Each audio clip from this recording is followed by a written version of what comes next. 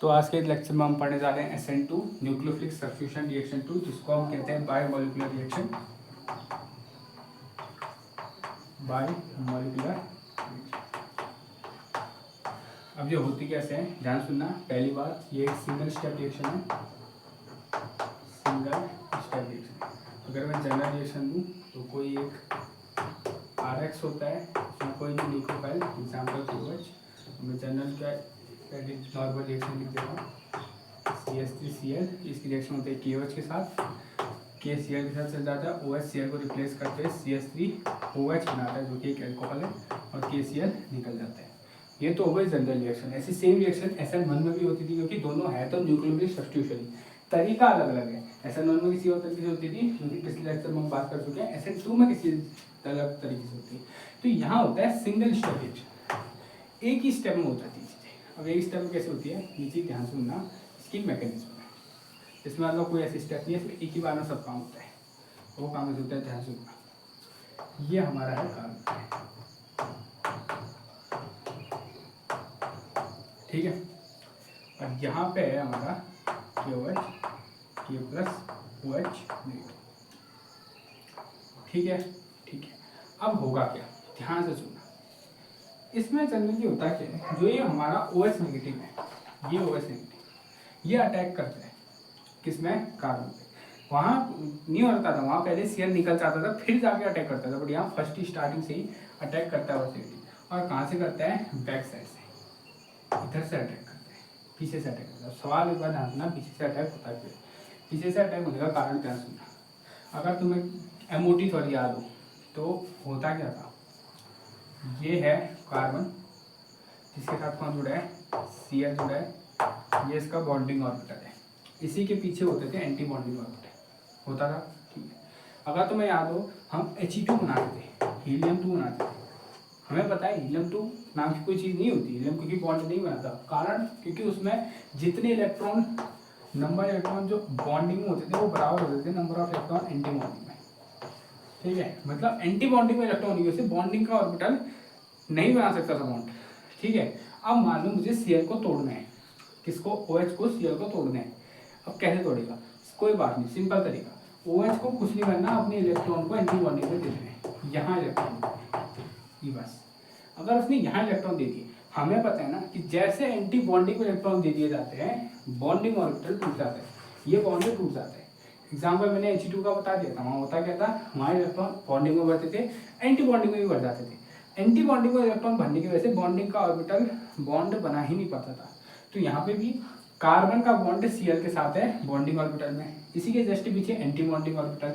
अब OH को इस बॉन्ड को तोड़ना है, तो OH चुपचाप पीछे से जाएगा, अटैक करेगा और एंटी बॉन्डिंग ऑफ इलेक्ट्रॉन देके इसको तोड़ देगा। जैसे एंटी बॉन्डिंग इलेक्ट्रॉन देगा यहाँ से, तो वो खुद जुड़ गया है और ये बॉन्ड टूट जाएगा, क्योंकि अब ये बॉन्डिंग बन चुका है और ये एंटी बॉन्डिंग बन चुका है। इस तरीके से होगा। तो अगर तो इसीलिए हम पीछे से अटैक करते हैं, ये बात ध्यान रखना, बैक साइड अटैक होता क्यों है। तो जैसे अटैक ये होगा तो एक बनेगी ट्रांजिशन स्टेट, ये बहुत बढ़िया ट्रांजिशन स्टेट है, इस तरीके से। बाकी सब तो ठीक है। होगा क्या, जो ये Cl नेगेटिव है, इसका बॉन्ड धीरे धीरे टूटना शुरू होता है। क्यों, क्योंकि पीछे से OH नेगेटिव अपने इलेक्ट्रॉन दे रहे हैं, और इलेक्ट्रॉन दे रहे हैं तो उसका बॉन्ड धीरे धीरे क्या होगा, बनना शुरू हो जाएगा। ये एक ट्रांजिशन स्टेट है, जिसको कहते हैं पेंटावेलेंट ट्रांजिशन स्टेट। पेंटावेलेंट क्यों, कार्बन मैक्सिमम 4 बॉन्ड बनाता है, यहाँ 1 2 3 4 5 बॉन्ड है, इसको कहते हैं पेंटावेलेंट हाइपोथेटिकल, इसे हाइपोथेटिकल पेंटावेलेंट ट्रांजिशन स्टेट कहते हैं, ठीक है। ये बीच में बनती है हाइपोथेटिकल क्यों, क्योंकि हम मानते हैं कि ऐसा होता होगा, हमने कभी देखा नहीं है, हमने कभी सच में नहीं देखा कि ऐसा होता है, बट हम मानते हैं कि ऐसा कुछ होता होगा। और जैसे भी कुछ समय बाद कुछ नहीं होता, Cl का बॉन्ड कंप्लीटली टूट जाता है और हमारा OH टूट जाता है, OH का बॉन्ड बन जाता है, Cl का बॉन्ड टूट जाता है, और Cl K प्लस के साथ चल देता है, KCl बन जाता है। और ये एक सिंगल स्टेप रिएक्शन है, ये कोई पहले स्टेप में ऐसा हुआ फिर दूसरे स्टेप, ना, ये सिंगल एक ही स्टेप में ऐसा हो चुका है, ठीक है। अब मेरे सवाल का जवाब दो, ये जो तुमने रिएक्शन तुम्हारे सामने देखी, इसका कॉन्फ़िगरेशन क्या होगा। हमने पिछले लेक्चर में पढ़ा है कॉन्फिगरेशन दो टाइप होते हैं, रिटेंशन और इन्वर्जन। क्या कॉन्फिगरेशन होगा, क्या Cl यहाँ जुड़ा था, हाँ, क्या OH भी यहीं जुड़ा? नहीं। अगर OH यहीं पे नहीं जुड़ा तो रिटेंशन हो नहीं सकता, तो क्या हुआ? और लेकिन Cl यहाँ जुड़ा था, OH इसके जस्ट पीछे जुड़ा, तो क्या हुआ? इन्वर्जन। तो इसका जो कॉन्फिगरेशन होता है वो होता है इन्वर्जन, और यहाँ सिर्फ इन्वर्जन कॉन्फिगरेशन ही हो सकता है, रिटेंशन हो ही नहीं सकता। क्यों? तो हमें पता है ना, क्योंकि OH को अटैक तो पीछे साइड से ही करना है, आगे से तो कर ही नहीं सकता, क्योंकि एंटी बॉन्डिंग ऑर्बिटल तो पीछे ही होता है, क्योंकि इलेक्ट्रॉन उसको वाई दे देंगे कि Cl को अगर उसे बॉन्ड तोड़ना है तो इलेक्ट्रॉन पीछे ही ऑर्बिटल में देना पड़ेगा, तो इसे अटैक करने का रास्ता ही पीछे से है। अगर रास्ता ही पीछे से तो आगे जुड़ ही नहीं सकता, तो हर बार वो पीछे ही जुड़ेगा। अगर वो पीछे जुड़ेगा तो हर बार कॉन्फिगरेशन क्या आएगा? इन्वर्जन। कॉन्फिगरेशन में इन्वर्जन आएगा। तो एक डिफरेंस तो सबसे बड़ा SN1 और SN2 में ये है कि SN1 में रिटेंशन और इन्वर्जन दोनों होते हैं, बट SN2 में सिर्फ क्या होता है? इन्वर्जन होता है। दोबारा बता सकते हैं कैसे हुई है? हमारा कार्बोटाइन था, कार्बोटाइन पहले स्टेप में हमारा न्यूक्लियोफाइल अटैक करने आया। अब अटैक करने के लिए न्यूक्लियोफाइल ने पीछे से अटैक करना था। क्यों? क्योंकि कार्बन का बॉन्डिंग ऑर्बिटल किसके साथ जुड़ा हुआ है? Cl के साथ। अगर OH को उस बॉन्ड को तोड़ना है तो उसे कार्बन के उसी बॉन्डिंग ऑर्बिटल के एंटी बॉन्डिंग जो जस्ट उसके पीछे होता है वहाँ इलेक्ट्रॉन देने। अगर जैसे उसने वहाँ इलेक्ट्रॉन दे दिया, हमारा बॉन्डिंग ऑर्बिटल टूट जाएगा। अगर जैसे एंटी बॉन्डिंग में इलेक्ट्रॉन एंटर करते हैं तो बॉन्डिंग ऑर्बिटल टूट जाता है। सिंपल बात। जैसे उसने पीछे इलेक्ट्रॉन दिया, बॉन्डिंग ऑर्बिटल टूट गया, मतलब Cl का इलेक्ट्रॉन बॉन्ड टूट गया और खुद के साथ जुड़ गया। और जब ये टूट रहा होगा, क्योंकि ऐसा तो नहीं है कि अचानक से धड़ धड़ चीजें होती, बीच में कोई पॉइंट आया होगा जिसमें ऐसा हो रहा होगा कि Cl के साथ बॉन्ड धीरे धीरे टूट रहा है, बॉन्ड की ब्रेकिंग हो रही है, और OH के साथ बॉन्ड का फॉर्मेशन हो रहा है। इसे कहते हैं ट्रांजिशन स्टेट। ये होती है ट्रांजिशन स्टेट, ये बीच में आती है। इसका नाम है हाइपोथेटिकल पेंटावैलेंट ट्रांजिशन स्टेट, या 5 मेंबर्ड कार्बन ग्रुप भी कहा जाता है। ठीक है। फिर उसके बाद कुछ समय बाद, जस्ट कुछ समय बाद Cl का बॉन्ड कंप्लीटली जुड़ जाएगा, OH का बॉन्ड कंप्लीटली जुड़ जाएगा, और OH इस बार पीछे से जुड़ा है, तो ऑब्वियसली क्या आएगा? कॉन्फिगरेशन में इन्वर्जन आएगा। तो यही हमारा क्या? SN2 reaction. SN1 दो स्टेप रिएक्शन थी, बट SN2 क्या है? एक सिंगल स्टेप रिएक्शन है। अब आई बात समझ में? बहुत। अब अगर खुद देखो, अब इस पॉइंट को देखना, अब इसको सवाल आता है कि SN2 क्यों कहते हैं? अब सिंगल स्टेप रिएक्शन है तो स्लो भी यही होगी, फास्ट भी यही होगी। ऐसा तो है नहीं कि स्लो अलग रिएक्शन है, फास्ट रिएक्शन नहीं। तो अगर अब मैं इस पॉइंट में इसका रेट निकालना, तो खुद देखो रेट किस में डिपेंड है। अब यहाँ है दो चीज़ें। पहला हमारा रिएक्टेंट, दूसरा हमारा न्यूक्लियोफाइल, क्योंकि वो फर्स्ट स्टेप में अटैक करने जा रहे हैं। तो यहाँ पे इस रिएक्शन में, SN2 रिएक्शन में जो रेट होता है वो दो चीज़ों में डिपेंड करता है, रिएक्टेंट में, न्यूक्लियोफाइल पे। तो इसलिए यहाँ पे जो ऑर्डर आता है वो 1 + 1 2 आता है। सेकेंड ऑर्डर होने की वजह से इसको कहा जाता है SN2 रिएक्शन। अब हम बात करते हैं फैक्टर अफेक्टिंग की, जो इस रिएक्शन को फैक्टर अफेक्ट करते हैं, वही हमें सेव करने जो हमारे वहाँ हमने SN1 पढ़े थे। सबसे पहले आता है,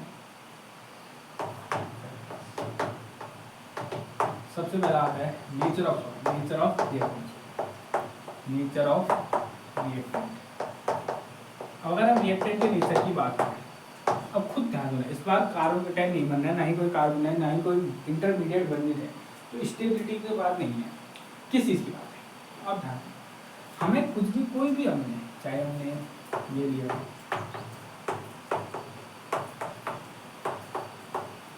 या हमने ये लिया है,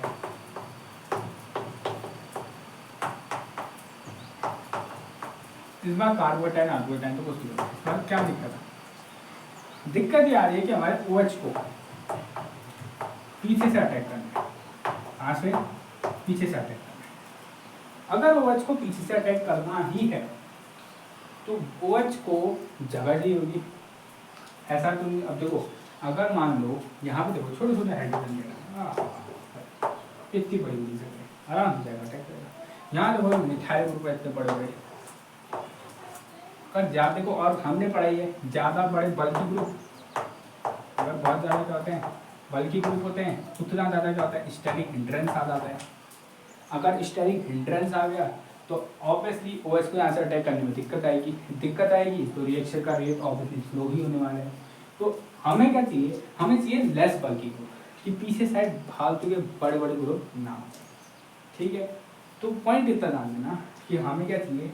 हमें चाहिए लेस बल्कि ग्रुप। तो रिएक्टेंट कैसा होना चाहिए, सिंपल बात, लेस बल्कि। कैसा होना चाहिए, लेस बल्कि। अगर हम लेस बल्की की बात करें, तो अगर हम डिग्री की बात करें तो सबसे ज़्यादा 1 डिग्री, फिर 2 डिग्री, फिर 3 डिग्री। ऑब्वियसली 1 डिग्री में सिर्फ एक ही मिथाइल ग्रुप होगा, 2 डिग्री में 2 होंगे और 3 डिग्री में तो 3 आएंगे, तो सबसे स्लो वही देगा और सबसे खाली 1 डिग्री देगा, तो ऑब्वियसली लेस बल्कि। तो याद ना, SN1 का रिएक्टिविटी ऑर्डर होता है 3 डिग्री, 2 डिग्री, 1 डिग्री, और SN2 का होता है 1 डिग्री, 2 डिग्री, 3 डिग्री। सवाल पूछता है, ये चीज़ें याद नहीं चाहिए। Number 2, nature of nucleophile. Nature of nature of nucleophile. अब न्यूक्लियोफाइल का नेचर ना, इस पॉइंट पर अगर हम बात करें, वो भी उतना ज़्यादा बल्कि नहीं होना चाहिए। सबसे ज़्यादा देखो, बेसिक तो अभी भी आएगा चाहिए, ये तो बात जरूरी है, क्योंकि सभी इलेक्ट्रॉन अभी भी देंगे, तो बेसिक तो पहली बात, बेसिक तो वो बहुत ज़्यादा होना चाहिए। लेकिन दूसरी बात कहते हो उतना ज़्यादा बल्कि नहीं होना चाहिए, लेस बल्कि, ये भी लेस बल्कि नहीं चाहिए। मान लो हमारा एक आ रहा है OH नेगेटिव, एक आ रहा है CH3 C double bond O negative, दोनों के दोनों क्या एक न्यूक्लियोफाइल है, कौन जितना जल्दी करेगा? ऑब्वियसली यार OH नेगेटिव जल्दी जाएगा, छोटा सा है ये, CH3 C double bond O negative acetate ion, वैसे ही जितना टाइम लगेगा, तो हमारा न्यूक्लियोफाइल को भी ना थोड़ा कम बल्कि, रिएक्टेंट भी लेस बल्कि, न्यूक्लियोफाइल भी लेस बल्कि, ठीक है। अगर हम बात करें हमारे सॉल्वेंट की, ध्यान से सुनना, सॉल्वेंट इस बारे में देखो, नॉन पोलर की तो बात नहीं सकती, क्योंकि भाई उसमें तो वैसे ही रिएक्शन होगी। पोलर में हमें पता है, एक होता है पोलर प्रोटीन, एक होता है पोलर एक प्रोटीन। इस बार हमें चाहिए पोलर एक प्रोटीन। अब कारण क्यों क्या चाहिए? अगर मान लो ये हमारा रिएक्शन वो बढ़िया करके यहाँ अटैक करने जा रहा है, अब तुम्हें अच्छा लगेगा यहाँ से कोई ऐसे पॉजिटिव आयन इसे अट्रैक्ट कर रहा है, अपने साथ खींच रहा है, अच्छा लगेगा तुम्हें? नहीं लगेगा ऑब्वियसली। इस OS को चुपचाप यहाँ अटैक करने जाना है। अगर तुम्हें देख रहे हो कि कोई चीज़ फालतू में यहाँ से अट्रैक्ट कर रही है, OS नेगेटिव को अपनी जगह अट्रैक्ट करेगी, दिक्कत तो आएगा ना, आएगा दिक्कत, ऑब्वियसली आएगा, ऑब्वियसली दिक्कत आएगा। तो हमें चाहिए कि यहाँ पे कोई फालतू की अट्रैक्शन हो ही ना, और अट्रैक्शन कहाँ नहीं होता है, पोलर ए प्रोटीन में पॉजिटिव का अट्रैक्शन नहीं होता है। तो याद रखना, इस रिएक्शन के लिए हमें पोलर ए प्रोटीन चाहिए जिसमें कोई एच पॉजिटिव वाला सिग्नल नहीं, चुपचाप OH नेगेटिव जाएगा, अटैक करके बॉन्ड बनेगा। ये तो हो गए फैक्टर्स। लास्ट आता है एनर्जी प्रोफाइल डायग्राम।